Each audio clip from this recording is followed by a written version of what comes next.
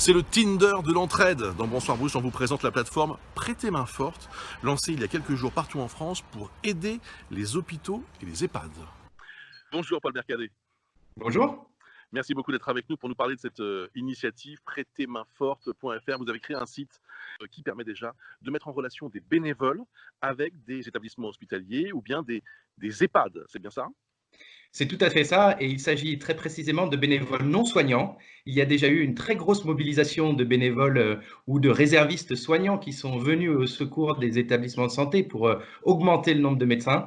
Mais il y avait des besoins pour ce qu'on appelle désormais la deuxième ligne, c'est-à-dire ceux qui permettent aux établissements de fonctionner, les services administratifs, logistiques. Donc c'est tout un tas de métiers en effet qui sont indispensables en fait. Il faut des renforts quand il s'agit d'aller porter les plateaux repas aux résidents, quand il s'agit devant un cabinet de médecin d'organiser des files d'attente pour que les gens ne se contaminent pas.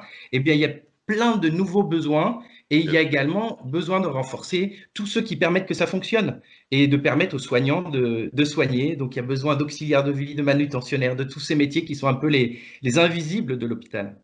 Alors, on rappelle que c'est bien du bénévolat, ce n'est pas un emploi, mais est-ce que vous pouvez nous expliquer comment ça marche concrètement? Comment est-ce qu'on se connecte et comment postuler? On a voulu que ce soit très simple, qu'il faille faire quelques clics pour proposer ses compétences. Il suffit de se connecter sur www.prêtermainforte.fr. De là, on va pouvoir proposer les compétences que l'on est prêt à mettre bénévolement à disposition des établissements. Il n'est pas forcément besoin d'être livreur de profession pour vouloir accepter temporairement de donner un coup de main, de prêter main forte comme livreur. Donc, les compétences qu'on veut bien mettre à disposition, ses qualités, cette disponibilité et surtout où on se trouve. Et l'algorithme de matching permet de faire correspondre ces propositions de renfort avec les besoins des établissements. À situation exceptionnelle, dispositif exceptionnel, et c'est bien pour aider les établissements dans le cadre de cette crise tout à fait particulière.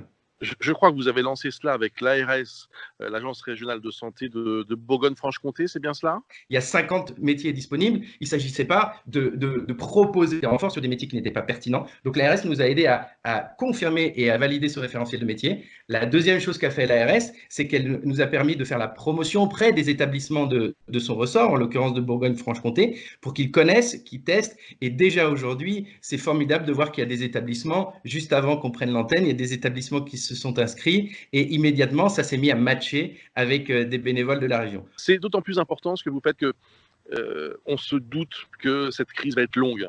Ce que vous dites là, Bo, c'est remarquable parce que c'est une des difficultés, c'est que au moment où on se parle, un certain nombre de personnes commencent à se projeter dans des sorties de crise, dans du déconfinement, et on comprend l'ensemble de nos citoyens, et moi le premier, avons envie de retrouver l'air libre, si je peux m'exprimer comme ça, mais dans les établissements de santé, le temps est très long, donc les besoins perdure. Le message est bien compris immédiatement et on espère que de très nombreux bénévoles répondront à cet appel. Merci beaucoup et bravo pour votre initiative.